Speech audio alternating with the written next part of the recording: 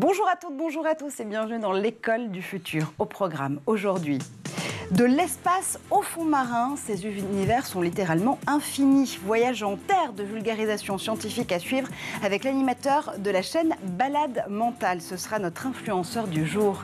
Il a une idée derrière la tech, c'est Damien Douani. Damien, avec toi aujourd'hui, on va essayer de révolutionner notre apprentissage de l'anglais quand les enfants apprennent l'anglais aux enfants. C'est exactement ça. Qui de mieux que les enfants pour apprendre à eux-mêmes? C'est exactement ce qu'on va voir.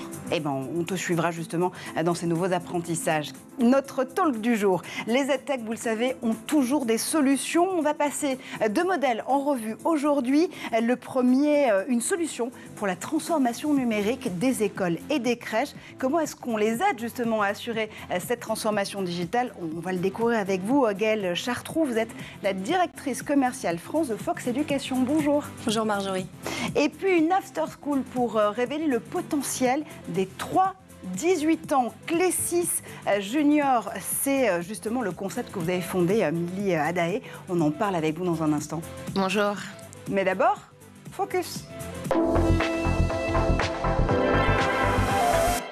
Et c'est un véritable cabinet de curiosité à ciel ouvert sur YouTube qui sonde les mystères de l'univers, mais aussi les tréfonds des océans. À l'aise comme un poisson dans l'eau dans la vulgarisation scientifique, Théo Drieux nous emmène en balade mentale. Et Édouard Degnaud, a pris les chemins de traverse pour le suivre. C'est le youtubeur parfait pour donner des réponses aux curieux. Balade Mentale est un petit ovni sur YouTube, une chaîne de vulgarisation qui s'intéresse aussi bien à l'espace qu'à la poésie, à la philosophie qu'à la science. À sa tête, Théo Drieux. Après avoir travaillé comme médiateur scientifique au Centre de culture scientifique de l'École des Mines de Saint-Étienne, il se lance dans l'aventure YouTube en 2015. Son objectif est clair, rendre accessible la science au plus grand nombre en l'abordant de façon ludique et décalée. Pas étonnant que la devise de Balade Mentale soit la suivante: la culture, c'est comme les parachutes, quand on n'en a pas, on s'écrase. Après, c'est aussi comme la confiture. Il explore des thèmes tels que les bienfaits de la sieste, les formes de galaxies dans l'univers ou encore les continents perdus des abysses. Aujourd'hui, j'aimerais vous emmener de l'autre côté du miroir, à la découverte de bouts de terre qui sont retournés, sous les mers, de continents mornés, de milliers d'îles qui ont fini par couler, de longues chaînes de montagnes perdues, à jamais dissimulées et noyées. Et pour lancer cette plongée à la rencontre de ces mondes engloutis, commençons par nous intéresser à ce que l'on trouve dans le plus grand des océans du globe, le Pacifique, où l'on a débusqué la plus grande structure immergée de notre planète. Un continent qui a littéralement fini par couler, il y a de cela quelques 80 millions d'années, après s'être détaché des ancêtres de l'Australie et de l'Antarctique. Et avec 700 000 abonnés et plus de 62 millions de vues, Balade Mentale s'est clairement imposé comme l'un des vulgarisateurs de référence sur YouTube. Et avec la multitude de thèmes abordés, c'est la chaîne idéale pour enrichir sa culture générale pendant l'été. Et tout de suite, les EdTech ont des solutions, vous le savez, on les passe en revue ici dans l'école du futur. C'est la première partie du talk.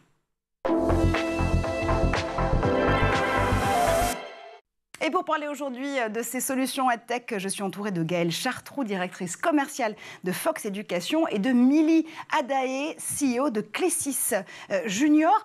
D'abord, on va ensuite voir vos modèles à chacune d'entre vous, mais est-ce que vous vous dites aujourd'hui que les EdTech, c'est un moyen avant tout pour pouvoir justement mieux progresser sur la question des inégalités scolaires? Est-ce que les EdTech, c'est ce petit coup de pouce qui va permettre de rétablir l'égalité scolaire quelque part? Gaëlle. Oui, je suis complètement d'accord. C'est une façon de pallier à l'inclusion. De pallier justement, de pallier justement à ces problèmes d'inclusion qu'on peut trouver. Justement, nous, on travaille beaucoup sur les familles allophones qui ont des difficultés à s'engager dans la vie scolaire de leurs enfants parce qu'ils ne pratiquent pas la langue française. Donc voilà, c'est aussi les textes, c'est trouver des solutions pour inclure tout le monde. Et le numérique aujourd'hui va très vite et il faut faire partie de ce quotidien. On l'utilise pour tout, les courses, etc. Donc pourquoi pas aussi l'éducation. Est-ce que du coup, les technologies de l'éducation peuvent, Milly, nous aider à y voir plus clair, à remettre de l'égalité des chances et de l'égalité scolaire où on a peut-être parfois perdu un peu de terrain? Effectivement, l'égalité des chances, c'est une thématique qui est très importante pour nous chez Clézy Junior et c'est même pour ça qu'on a créé notre After School. À l'After School de l'École des futurs leaders, on a créé un programme permettant aux juniors de 3 à 18 ans de voir des thématiques qu'on ne voit pas à l'école pour être un véritable tremplin entre l'école et le monde professionnel. Et c'est ce qu'on voit en fait dans nos 250 juniors qu'on accompagne dans notre campus à Asnières. On voit que des juniors qui sont chez nous, qui font partie de nos ateliers, de nos programmes, acquièrent des compétences, acquièrent une confiance en soi qui leur permettent après, dans l'école classique, d'avoir beaucoup plus d'assurance et d'avoir même des meilleurs résultats scolaires, je dirais. Et on va le voir tout au long de cette émission avec vous, parce que ce que je trouve très intéressant, c'est que vos deux modèles, Fox Éducation d'un côté et Clézy Junior de l'autre, permettent aussi de remettre les parents au cœur du réacteur, si j'ose dire, entre les enfants, entre l'enseignement, les enseignants et les enseignantes. Comment est-ce qu'on redonne du liant à ce triptyque qui doit toujours marcher de pair? Gaëlle, justement, Fox Éducation s'empare de la transformation numérique des écoles et des crèches. Quand on parle de transformation numérique, on a l'habitude beaucoup de le faire dans le monde du B2B et des entreprises, mais quand on l'adresse à l'école, ça veut dire quoi? Alors déjà, il faut quand même savoir que la France, c'est le deuxième pays à être autant numérisé dans l'éducation. Donc on a vraiment de la chance justement d'avoir des régions numériques aujourd'hui qui s'impliquent énormément. On est plusieurs entreprises à avoir déjà lancé beaucoup de choses avant la pandémie. Clairement, la pandémie a développé la numérisation des écoles. Aujourd'hui, ça devient évident d'utiliser des canaux numériques pour communiquer. Les parents, jusqu'à présent, étaient investis, clairement. Mais avec la pandémie, on s'est rendu compte qu'il fallait vraiment communiquer les uns avec les autres, ne serait-ce que pour avoir les devoirs, pour avoir un suivi, ne pas délaisser les enfants, surtout ceux où parfois les familles ne peuvent pas gérer. Donc les enseignants étaient vraiment en manque. Et aujourd'hui, il faut continuer. C'est pas parce qu'on va dire que la pandémie est on va dire à peu près maîtrisée qu'il faut s'arrêter à ça. Donc oui, on est dans une transformation numérique qui a déjà bien commencé. Nous, Fox Éducation, c'est faire part du quotidien aujourd'hui entre les parents et les enseignants. C'est d'être une évidence pour communiquer, une solution simple, très importante. On est une application qui vraiment pallie les WhatsApp et les Messenger qui ne sont pas sécurisés. Donc ça reste des entreprises américaines. Nous, on est conforme RGPD. Donc on peut communiquer avec les enseignants, partager des documents, partager des informations. Et en plus, on a le pouvoir de traduire tous ces messages en 40 langues, ce qui facilite la communication, effectivement, et l'inclusion. Et vous êtes justement, du coup, présent sur plusieurs pays différents? Oui, donc Fox Éducation est à la base une entreprise autrichienne qui existe depuis plus de 6 ans sur le marché germanophone, donc l'Allemagne, la Suisse allemande et puis donc l'Autriche. Et en fait, depuis janvier, on s'implante sur 4 nouveaux pays, donc l'Italie, l'Espagne, la Turquie et la France. Donc nous, la France, c'est un marché qui est assez important puisque, comme je vous l'ai dit, c'est un pays qui est déjà bien développé. Mais notre solution peut être complémentaire aux environnements numériques de travail qui existent aujourd'hui, puisqu'en fait, c'est un simplificateur de communication surtout. Oui, complètement. Et ça permet de toujours, encore une fois, garder le lien entre les parents, entre les élèves, les apprenants et les enseignants et les enseignantes. Qu'est-ce qu'ils vous disent, justement, ces parents et ces enseignants, quand ils ont Fox Éducation dans les mains? Alors, il y a plusieurs outils, en l'occurrence. Je crois qu'il y en a un qui s'appelle School Fox, notamment. Ça, c'est dédié aux écoles et aux écoles primaires en particulier. Oui, c'est ça. C'est, on va dire, notre produit un peu phare, sachant qu'on a la technologie est similaire pour Kids Fox, qui est dédié plutôt aux crèches et aux relais de petite enfance. Et on a aussi Team Fox, qui est un produit qui est plutôt dédié aux associations, aux clubs sportifs et même aux écoles de musique, aux écoles d'art dramatique, ce genre de choses. Donc vous couvrez aussi le périscolaire. Exactement. En fait, l'idée, c'est de pouvoir avoir sur une seule application le quotidien d'un enfant, finalement. Donc, en fait, pour répondre à votre question, aujourd'hui, notre produit School Fox, c'est effectivement un lien qui va être facilitateur parce que c'est une application qui est très simple d'utilisation.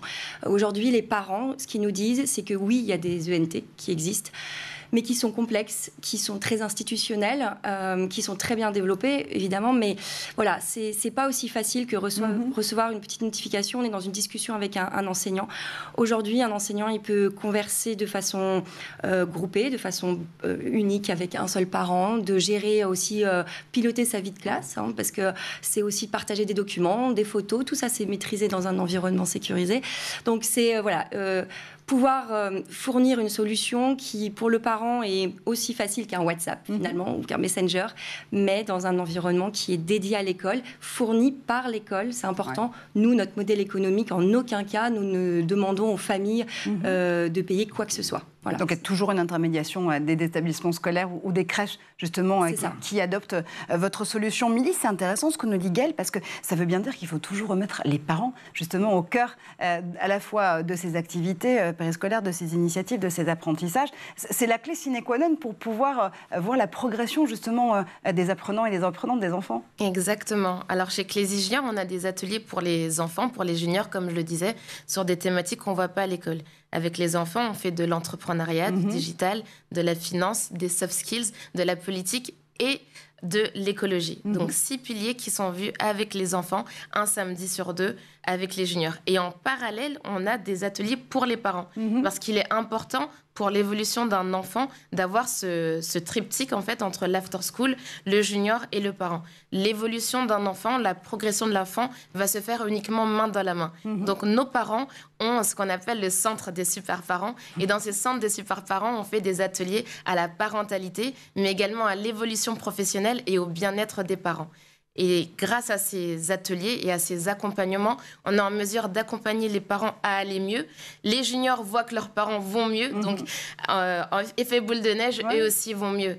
Et c'est vraiment un univers, un campus où enfant apprend, parents apprennent et tous ensemble, on apprend et on grandit ensemble. Oui, il y a un véritable effet d'entraînement. Et ce qui m'a beaucoup frappé quand je regardais justement les vidéos, notamment de remise de diplôme, parce que je crois que ça y est, la saison, en tout cas, est terminée pour l'année scolaire 2021-2022 chez Clésis Junior. C'était le bonheur de ces parents, que vous appelez justement super papa et super maman, en effet, de se dire, oui, mon enfant a progressé, a fait des progrès éclairs en quelques samedis par mois, 2 en l'occurrence, et je le redécouvre. Je découvre ses capacités avec beaucoup d'étonnement, de la prise de parole, du fait que, oui, il a envie de se mettre en position leader, alors qu'il n'était pas forcément, il était un peu plus timide avant. Ça développe des surcapacités, mais le fait d'être aussi accompagné, du coup, par le parent, fait qu'on est un petit peu plus en confiance, peut-être ? Effectivement, on a des points réguliers de suivi de nos juniors avec les parents. Donc, le parent est toujours au centre de la relation qu'on a avec l'enfant. Et l'enfant, comme vous l'avez très bien dit, développe des capacités. On a tendance, malheureusement, à limiter le potentiel de nos enfants, à se dire « Oh, comme il a 4 ans, il est en mesure de faire telle chose et telle chose uniquement. » Alors que nos enfants, si on leur donne les moyens, si on leur donne les outils et même l'écosystème, ils sont capables de faire des choses hallucinantes. Moi, j'ai toujours comme souvenir notre petite Nourane qui a 4 ans et qui découvre la robotique pour la première fois. Elle active ce robot se met en marche et elle est tout de suite émerveillée. Et sans s'en rendre compte, on a suscité des vocations chez cet enfant.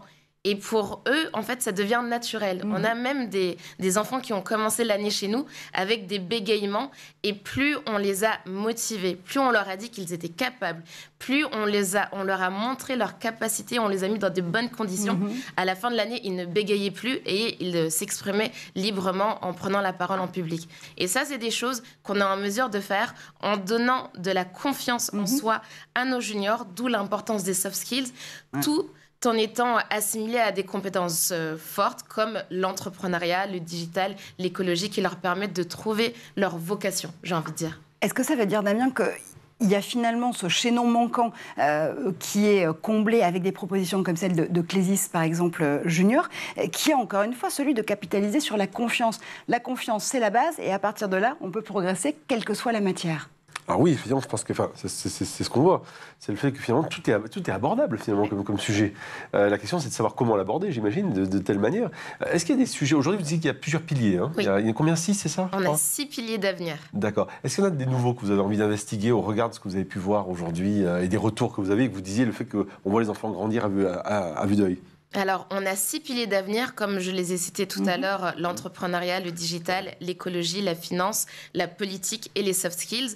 Et adossé à ces 6 piliers d'avenir, on a ajouté des options comme les langues. Parce que vous le savez, c'est important. Les langues, aujourd'hui, on est dans un monde anglophone, on est dans un monde multiculturel. Donc, on a des options linguistiques, comme l'anglais notamment, que nos juniors apprennent afin de développer leurs compétences et leur futur réseau. Donc les langues, est-ce qu'on peut se dire aussi que sur la partie pilier éducation numérique, il y a une autre langue importante à apprendre, c'est celle justement du code? Ça, c'est essentiel. C'est la troisième langue. Aujourd'hui, les enfants, dans les connaissances standards, apprennent à lire, à écrire, et maintenant, ils doivent aussi apprendre à coder. Et c'est quelque chose qui, pour les juniors, en fait, pour les enfants, est complètement naturel. C'est-à-dire qu'aujourd'hui, ils utilisent la technologie pour jouer, pour se divertir, pour les réseaux sociaux. Et nous, à l'école des futurs leaders de Clézy Junior, on leur montre qu'ils peuvent passer de l'état de consommateur à l'état d'acteur. Ça veut dire que les jeux auxquels ils jouent le week-end, ils sont en mesure de les construire, et ça passe par le code. Donc tout de suite, on met cette compétence, le codage, à un centre d'intérêt. D'où l'engouement des enfants pour apprendre ce nouveau langage et cette nouvelle compétence. Oui, c'est du très concret à chaque fois. On met vraiment les mains dans le cambouis à la fois de l'apprentissage numérique s'il en est, et puis on comprend tout de suite à quoi il sert réellement. Gaël, c'est intéressant le modèle qu'on est en train de regarder avec Milly et avec Damien, parce que encore une fois, ça veut vraiment dire que les parents aussi peuvent être en position d'observateur et d'observatrice, mais aussi d'accompagnateur et accompagnatrice à chaque étape. C'est encore une notion qui est extrêmement présente chez Fox Éducation, parce que l'idée, c'est justement de remettre les parents au cœur du réacteur, on le disait tout à l'heure, et de leur donner toute leur place entre le couple enseignant et élève, duquel ils se sentent parfois peut-être un petit peu exclus, parce qu'ils ne sont pas tous les jours à l'école avec leurs enfants, bizarrement. Ouais, on est complètement d'accord. C'est vrai qu'après, il y a des limites. L'enseignant n'a pas envie que les parents soient trop non plus intrusifs. Ouais. On a aussi les parents qui sont de plus en plus demandeurs de savoir ce qui se passe, de pouvoir suivre.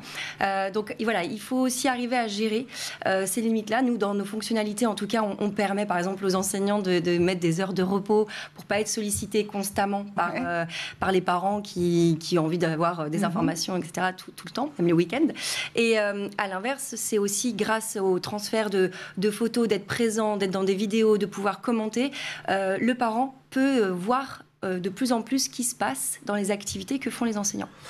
Est-ce que justement, je lisais un article récemment là-dessus, justement, sur le rapport entre les parents, et les profs, qui a changé ou qui est en train de changer, justement par le fait qu'il y a une sorte de porosité plus forte, et c'est pas plus mal d'ailleurs. Avant, on écrivait un livre, enfin un cahier on écrivait un mot dans le cahier de correspondance, et il fallait le temps que ça fasse aller-retour et ainsi de suite, donc ça prenait du temps. Aujourd'hui, c'est beaucoup plus immédiat, mais à la fois, comme vous le dites, ça peut devenir un peu intrusif. Est-ce que vous constatez justement quand même une évolution de ce relationnel ? Oui, et je la vis. Je suis maman, moi, de 2 petites filles, une en maternelle et une autre en CP, avec 2 maîtresses qui ont des fonctionnements différents. Une qui fonctionne effectivement plutôt par papier. Donc on a une relation qui est très agréable à la sortie de la classe, mais on se parle moins, on va dire, au quotidien. Et une autre, justement, maîtresse qui est beaucoup plus connectée. Et on voit la différence. Dans même la relation humaine, toutes les deux, on communique plus, on s'échange des messages et on crée des liens un peu plus ensemble. Donc il y a cette porosité qui est en train de se créer. Les enseignants, beaucoup se plaignaient justement du manque d'investissement des parents. Aujourd'hui, on leur offre des outils pour pouvoir communiquer et leur offrir en fait un temps de parole. Donc à eux aussi après de l'utiliser à bon escient, de façon intelligente évidemment, pour ne pas être trop intrusif. On a par exemple aussi une fonctionnalité qui permet aux enseignants d'envoyer un message en supprimant la possibilité de commenter ce message. Oui. Ce qui est tout bête, mais ça évite vraiment un fil de commentaires assez long quand on a des parents qui sont très investis, mais des fois un peu trop. Et la solution, elle est disponible à la fois dans les écoles publiques et les écoles privées ? Oui, complètement. Aujourd'hui, on a d'ailleurs des écoles privées qui sont en ce moment en cours d'utilisation, qui, par exemple, là j'ai une école privée qui l'utilise pour pouvoir transmettre les contrats pour l'année prochaine aux parents. La facilité, c'est de les envoyer à tout le monde en un seul clic. Tous les parents le signent et le renvoient en fait chacun à travers la solution. On simplifie justement cette relation parents-enseignants et puis on permet aux enfants de s'exprimer avec l'école du futur aujourd'hui. On se quitte, le temps de faire un tour du côté de la planète tech. On se quitte l'espace d'un instant, bien sûr, avec le Zap de chérie Jessica Isengay.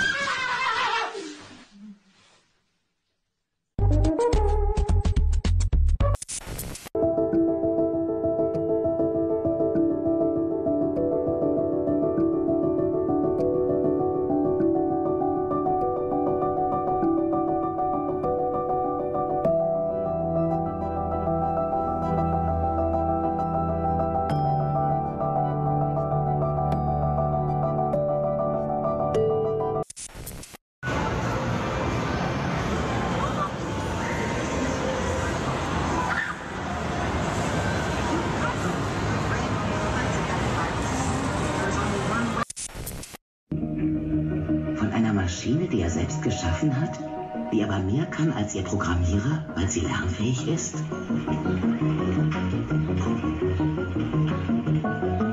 Die menschliche Denkfähigkeit, seine Intelligenz, hat ihm in der Evolution den entscheidenden Vorteil verschafft. Jetzt hat sich der Mensch Konkurrenz geschaffen mit der künstlichen Intelligenz.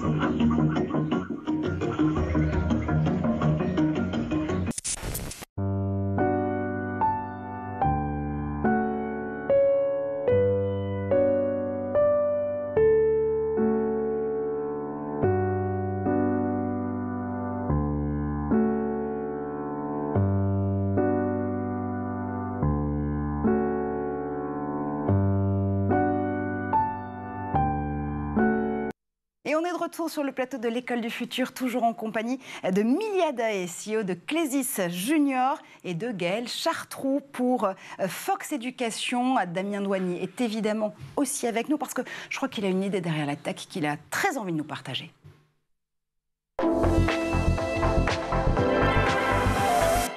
Marjorie, quand as-tu appris l'anglais que tu parles si bien? Eh bien, je l'ai appris dès 7 ans, figure-toi, avec des professeurs anglophones. Donc, je pense que ça m'a aussi aidé de ce point de vue-là. Ah oui, donc vraiment en immersion très jeune, c'est une très très bonne chose. Parce qu'effectivement, de nombreuses études prouvent que le potentiel des jeunes enfants de moins de 8 ans, donc on est exactement là-dedans, voilà, est très très bon justement dans la perception et la prononciation des différentes langues. Et si les capacités ne sont pas activées, eh bien, elles vont finir par régresser. Et donc l'enfant aura plus de difficultés à entendre, à comprendre et à capter les différentes tonalités d'une langue. Et puis, tu l'as vu, hein, apprendre une langue, c'est développer sa flexibilité mentale, c'est la compréhension de modes de pensée qui sont différents. Enfin, moi, je reconnais que j'aurais voulu apprendre plus tôt une langue. Je pense que ça m'aurait beaucoup aidé. Parce que quand on est plus âgé, c'est plus compliqué. Mais bon, on y arrive quand même. Bref, le problème, c'est que bien souvent, l'enseignement des langues, il est fait par des adultes pour les enfants, ou bien ce sont des petits personnages virtuels dans des jeux, enfin bref, voilà, c'est un peu compliqué, et ça n'aide pas forcément l'enfant à s'approprier, à vraiment se mettre à la place de l'enfant, de l'autre enfant, on va dire, et heureusement est arrivé Kokoro Lingua. Alors comment est-ce qu'on va démarrer, aborder justement l'apprentissage de père à père, si je t'entends bien, d'enfant à enfant sur Kokoro Lingua? C'est ça. Alors, c'est une méthode qui se développe en fait sur 3 piliers. En fait, il y a une approche qui se présente comme innovante pour les enfants de 3 à 8 ans, donc justement pile dans l'âge que tu avais, selon 3 fondamentaux. Le premier, c'est les neurosciences, qui démontrent que l'intuition et l'émotion sont des facteurs d'assimilation et de mémorisation. La pédagogie, donc l'esprit absorbant, le fameux esprit éponge que l'on a quand on est enfant. Et puis la linguistique, bien sûr, qui atteste de la capacité d'entendre une langue pour ensuite arriver à la reproduire. Et donc, ils ont mélangé ces trois éléments et ils ont ajouté un petit élément en plus qui va être assez sympathique, c'est que, eh bien, ils ont des vidéos qui sont fournies, qui sont proposées plusieurs fois, enfin une fois par semaine plutôt, c'est une vidéo de 10 minutes qui peut être visionnée 3 à 5 fois, mais la caractéristique, c'est que ce sont des enfants qui se parlent à d'autres enfants et justement, on va le voir tout de suite en vidéo.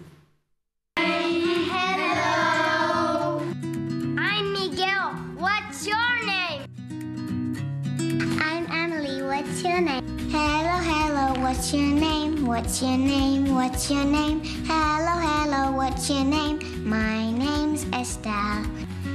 For breakfast, I love orange juice. Have fun. See you. Donc vous l'avez vu, en fait, on a des enfants qui font le cours pour d'autres enfants, avec leurs mots d'enfant, leur manière de le prononcer. Ils sont natifs, bien sûr, de la langue.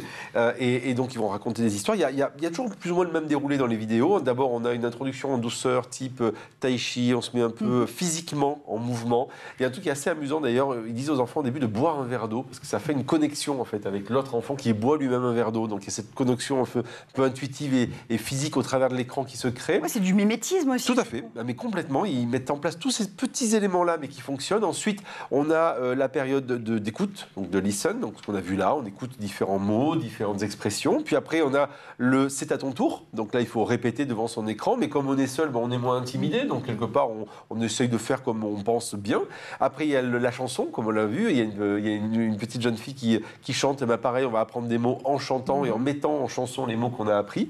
Et puis à la fin, on fait un petit exercice de relaxation pour retourner au calme et tranquillement reprendre ce qu'on a appris. Montessori. Et c'est plutôt sympa. Mais ça veut dire que l'enfant va être forcément seul devant Kokoro pour pouvoir faire ses exercices de prononciation. Donc on le laisse vraiment dans l'interaction avec l'autre enfant derrière l'écran, ou quand même il y a une partie corrective, notamment sur la prononciation à certains moments. Alors non, il n'y a pas. Moi, je l'ai fait avec ma fille, j'ai testé. Au début, j'étais à côté d'elle, et puis finalement, je l'ai laissée tranquille parce que je pense qu'elle avait besoin d'être à l'aise. Et il n'y a pas vraiment d'éléments correctifs. L'idée, c'est vraiment comme. On répète plusieurs fois la vidéo dans la semaine, on la regarde par petits tronçons de 3 minutes, et c'est toujours la même vidéo. Finalement, ça vient petit à petit. Et il n'y a pas besoin, il n'y a pas de cette logique corrective qui est cette logique un peu coercitive de non, t'as mal fait, c'est pas comme ça qu'il faut le prononcer. C'est pas grave, c'est pas le problème. C'est plus pour accompagner, encore une fois, l'accent qui peut être, on l'a vu d'ailleurs dans le premier extrait vidéo, avec des enfants qui sont anglophones, ou je pense qu'il y avait une francophone notamment, mais qui ont donc du coup forcément des inputs linguistiques un peu différents. Non, l'idée, enfin, Kokoro n'insiste pas là-dessus en fait. Cependant, quand même, pour aller dans ce sens-là, ils ont lancé une nouvelle série de vidéos qui s'appelle Friends. En fait, c'est un peu le même principe. Est-ce que vous vous rappelez les correspondants qu'on avait des fois en classe ? Voilà. Voilà, ils nous envoyaient une petite carte postale, ils nous racontaient des choses. Et ben, c'est exactement ce principe-là qu'ils ont voulu développer avec la nouvelle série de vidéos qu'on va voir tout de suite. Hello, my name is Valentine and I am 5 years old.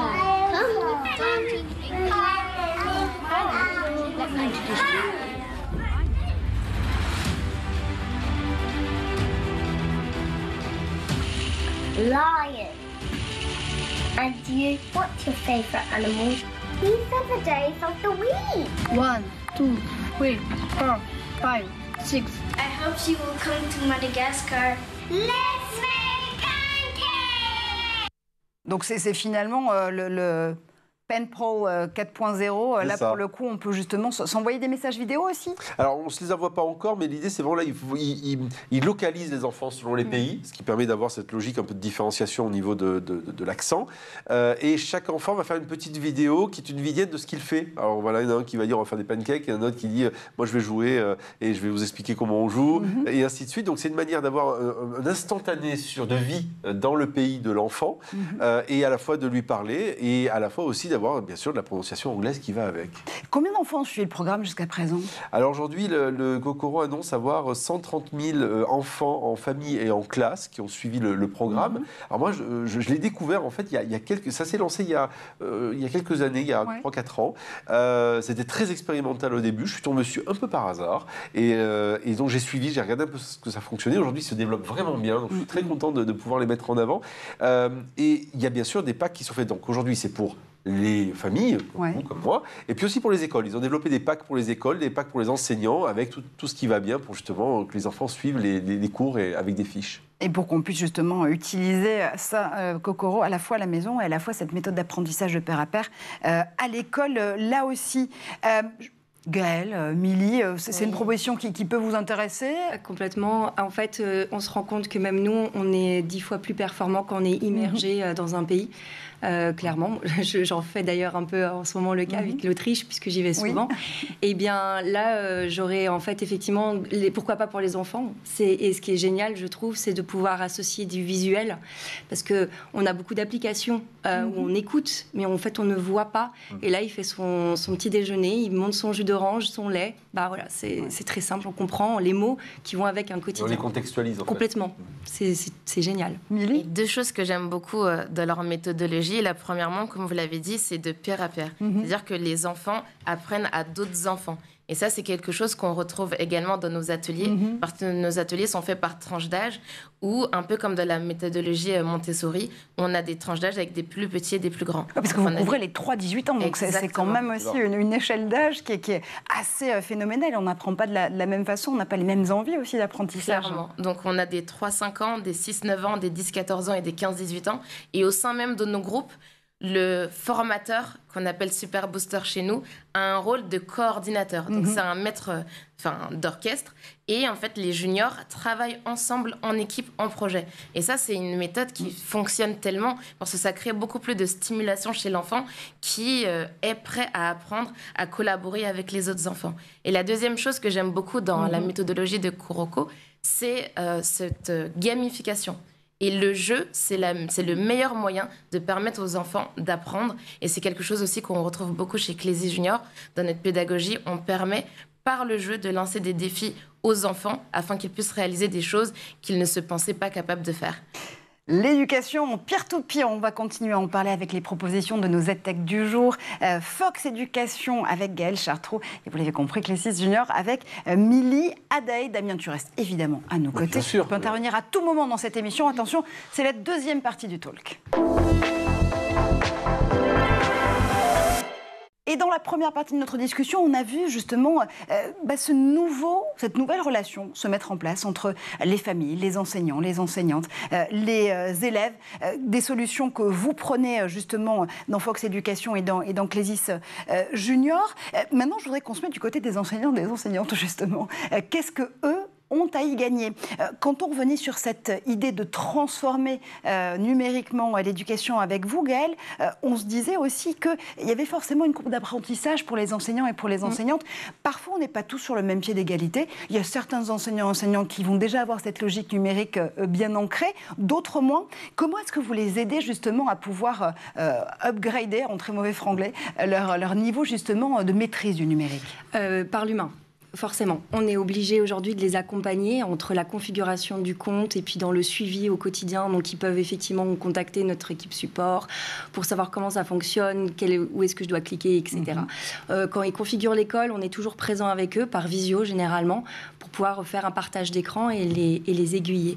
Je rebondis juste pour vous dire que la transition numérique, avec notre application, aujourd'hui, c'est 20 000 feuilles de papier économisées par établissement et par an.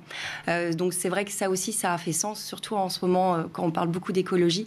Et c'est aussi un gain de temps de 3 heures par semaine pour un enseignant sur son temps de travail, d'organisation. C'est-à-dire qu'en fait, photocopier, imprimer, coller, devoir aller de switcher d'un logiciel à un autre, etc. Nous, voilà, au final, c'est aussi pour eux qu'on le fait. À partir du moment où ils ont compris ça, ça déclic. Est-ce qu'il y a des freins ou des réticences quand même ? Parce on sait bien, tout n'est pas parfait. Et très souvent, on peut avoir des enseignants soit qui n'osent pas dire qu'ils n'y arrivent pas, il peut y avoir ça, mais d'autres qui n'ont pas envie justement et qui veulent peut-être garder une distance avec les parents ou qui n'ont pas envie de rentrer dans des processus différents. Est-ce qu'on voit ces éléments-là et est-ce qu'on voit des choses qui se débloquent justement ? Oui, complètement. En fait, j'ai eu plusieurs freins. Les premiers, c'était « oh là là, mais ça a l'air d'être compliqué ». Après, ils arrivent aujourd'hui à utiliser un smartphone déjà chez eux en tant que quelqu'un de personnel. Du coup, ils peuvent très bien l'utiliser dans leur contexte. C'est juste que c'est une habitude à prendre. Et il faut 21 jours pour le corps pour s'habituer à quelque chose. Non, au-delà de ça, moi j'ai eu des freins, par exemple, ils avaient peur de perdre l'humain à la sortie de la classe. Tout bêtement de se dire, mais on va plus parler. Oui, le côté small talk, en sortie. Exactement. Et alors, pas du tout. Parce qu'en fait, au contraire, quand vous avez envoyé des documents, par exemple des photos de la journée, on est allé au zoo, que vous récupérez votre enfant, vous avez pu voir, par exemple, si l'enseignant est assez connecté en disant, regardez ce qu'on est en train de faire aujourd'hui, etc. Le soir, en récupérant l'enfant, au lieu de dire, bonne soirée, à demain, ou bon merci, c'était bien, mais j'ai vu que vous aviez fait ça, mais c'est génial, oh là là, mais vous avez vu des girafes. Ça donnait prétexte de conversation, en fait. D'accord. Peut-être rencontrer un driver de discussion et d'enrichissement de cette relation enseignant et parent. Comment est-ce que vous choisissez, Milly, d'ailleurs, chez Clézy Éducation, je ne sais pas si on s'appelle enseignant ou coach, d'ailleurs, qui vont suivre les progrès de ces enfants de 3 à 18 ans dans l'école des futurs leaders ? Alors, on les appelle les super boosters. Ah oui, vous le disiez tout à l'heure, mince. Leur objectif... Me remet au vocabulaire Clézy Junior. Super boosters. Les super boosters ont comme objectif de booster le potentiel des juniors. C'est pour ça qu'on les appelle les super boosters. Et dans les super boosters, en fait, ce sont des formateurs pédagogiques. On a différents types de profils. On a des professeurs de l'éducation nationale qui aimeraient apporter quelque chose de différent aux enfants. Donc, qui viennent chez nous se former à notre pédagogie, la pédagogie Clézy, pour réaliser nos ateliers. On travaille également avec des entrepreneurs qui, sur leur temps libre, du coup les samedis, veulent réaliser de la transmission et transmettre leurs connaissances aux juniors. Et également, on a des cadres salariés qui, sur le même principe, veulent transmettre.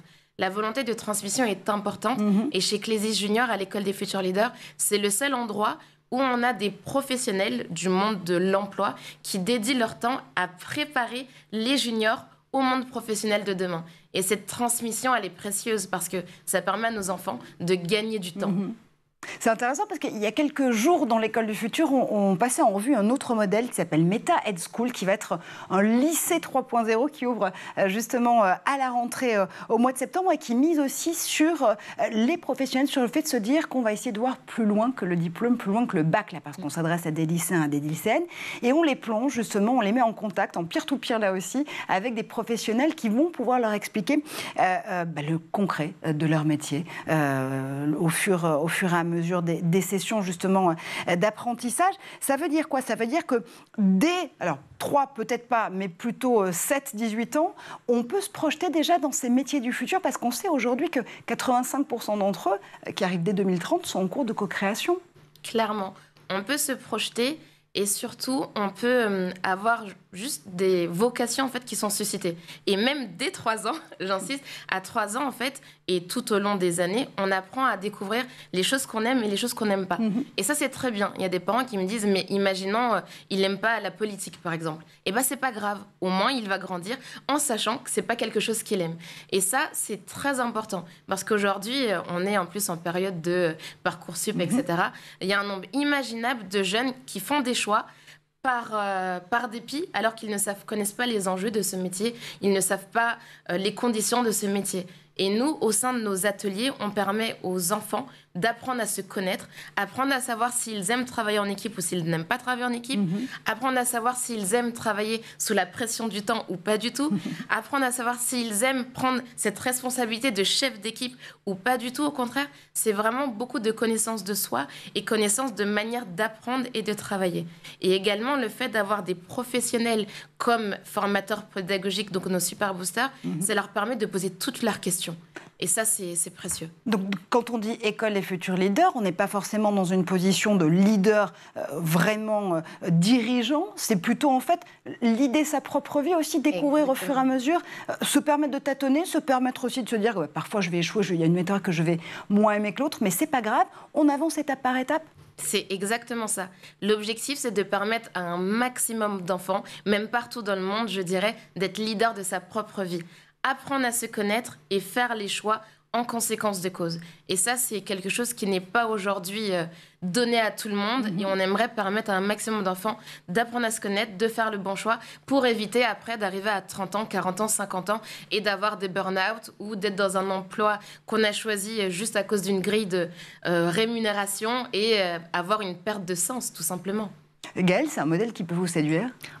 J'aurais aimé avoir ça surtout à l'époque. Non, c'est sûr que ça, aujourd'hui, l'ouverture du numérique sur le monde, ça nous permet de voir tellement de choses qu'on n'avait pas. Bon, à l'époque, je ne suis pas si vieille que ça, mais... Oui, non, quand même. Voilà, mais disons qu'effectivement, le CDI nous ouvrait quelque chose. Aujourd'hui, grâce à des outils comme le vôtre, clairement, on peut découvrir ce que l'on a en soi. Et je suis hyper d'accord sur le fait de savoir ce que l'on ne veut pas faire. Et ça ouvre aussi beaucoup de choses sur le champ des possibles, en fait. Damien? On voyait tout à l'heure dans la vidéo qu'il y a notamment, ce qui est mis en avant, la prise de parole. Ça, c'est un truc qui est très intéressant parce que on est très mauvais, Français et Européens, sur le sujet. Les anglo-saxons et notamment américains sont hyper bons. Qu'est-ce que ça apporte, ces éléments-là? Et est-ce que justement, ça arrive à débloquer des choses? Clairement.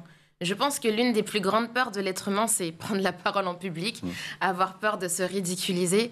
Et les enfants, comme vous l'avez très bien dit tout à l'heure, ils ont un esprit absorbant. C'est-à-dire que plus on les prend tôt, plus on les désinhibe de la peur de l'autre, de la peur de s'exprimer, mieux on les prépare plus tard à pouvoir exprimer leurs idées et échanger tout simplement, défendre leurs idées et assumer leurs projets.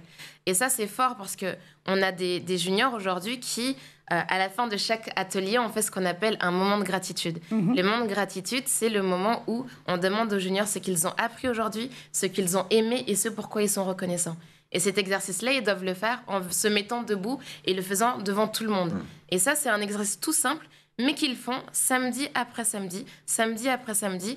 Et ils se rendent compte que ce qu'ils disent a de la valeur, que les autres sont à l'écoute de ce qu'ils disent. Et en fait, ça les fortifie tout simplement. Ils se rendent compte que leur voix compte. Et une fois qu'ils vont à l'école la semaine, ils sont beaucoup plus en mesure de lever la main et rien que pour poser une question, beaucoup d'enfants sont terrifiés à l'idée de lever la main pour dire « je n'ai pas compris ». Et ça, c'est la cause de beaucoup d'échecs scolaires. Beaucoup d'échecs scolaires auraient pu éviter si l'enfant avait assez confiance en lui pour poser des questions. Et ça, c'est des retours que les parents nous font sans arrêt.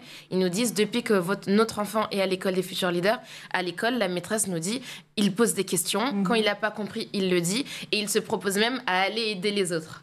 Et ça, c'est une grande victoire. Et on le voit avec vous, ce modèle, cet after school, c'est un complément de ce qu'on apprend en cours traditionnel par ailleurs. C'est pas un concurrent. Vous parlez des maîtresses qui vous font des retours. C'est quelque chose qui arrive régulièrement. Est-ce que les maîtres et les maîtresses, justement, peuvent vous faire des feedbacks en vous disant, bah oui, justement, ce junior qui suit l'Académie des futurs leaders a complètement changé sa motivation en classe, la façon d'apprendre? Alors, il y a une expression qui dit « il faut tout un village pour élever un enfant ». Absolument. Et ça, c'est quelque chose dont je suis extrêmement convaincue. Donc, l'école, l'after school, les parents, tous ensemble, on doit se donner la main parce qu'on a un objectif commun, c'est voir la réussite de chaque enfant. Donc, c'est ensemble qu'on va y arriver. Et c'est pour ça que, même à l'école des futurs leaders, on demande aux parents, lorsqu'ils s'inscrivent au programme pour la rentrée de septembre notamment, on leur demande comment ça se passe à l'école. Quels sont les retours que font les professeurs? Quelles sont les notes? On prend toutes ces informations-là afin de pouvoir suivre l'évolution avec le parent et l'aider. Tous les parents ne sont pas armés pour suivre leur junior à l'école classique ou pour comprendre tous les enjeux des matières. Et nous, en fait, on permet de prendre certains parents par la main et leur dire « on est ensemble ». C'est ensemble qu'on va réussir à aider notre junior à aller le plus loin possible. Une after school, donc en présentiel, ça se passe 2 samedis par mois à Asnières-sur-Seine notamment et à Meaux, je crois aussi. Vous allez lancer une version totalement numérique et plateforme dans quelques semaines, si je ne dis pas de bêtises. C'est ça. Alors aujourd'hui, notre after school, comme vous l'avez dit, on a un campus à Meaux, donc une franchise, parce qu'on se développe en franchise, et un campus principal à Asnières dans le 92. Et on a tellement de demandes. Vous n'imaginez pas, ça fait 3 ans qu'on existe. On reçoit des messages, surtout sur Instagram, de parents venant de la Guadeloupe, de la Martinique, du Canada, de la Belgique et même d'Afrique. Des parents qui se disent « Waouh, il y a un véritable réveil dans le monde de l'éducation. Je veux le meilleur pour mon enfant et je veux que mon enfant soit préparé à ce monde en fait, qu'on ne connaît pas avec toutes ces technologies qui avancent. » Et c'est pour ça qu'on a décidé de créer une plateforme qui s'appelle kjplus.education, dans lequel ça va être un véritable Netflix de l'éducation. On a tourné plein d'émissions, toujours sur nos 6 piliers, afin que des enfants partout dans le monde puissent avoir accès à cette éducation complémentaire et qui sera renforcée par des classes virtuelles, donc avec une personne en digital, pour approfondir les connaissances et échanger en fait. Donc il va y avoir du renforcement scolaire, du développement personnel, parce que vous l'avez compris, c'est important chez nous, et des connaissances sur nos 6 piliers d'avenir. Clésis Éducation qui se développe donc dans le monde entier. Merci infiniment, Amélie, d'avoir fait un tour sur le plateau de l'École du Futur. Fox Éducation qui sert à réenrichir et à réinterpréter finalement la relation entre parents, enseignants et apprenants. Merci à vous, Gaëlle Chartroux, de nous avoir rejoints. Merci comme toujours à Damien Douanier. Mais bien sûr, j'aurais le plaisir d'être là, voyons. Et on retrouve d'ailleurs Damien, dès demain, dans un nouvel épisode de l'École du Futur. Et moi aussi.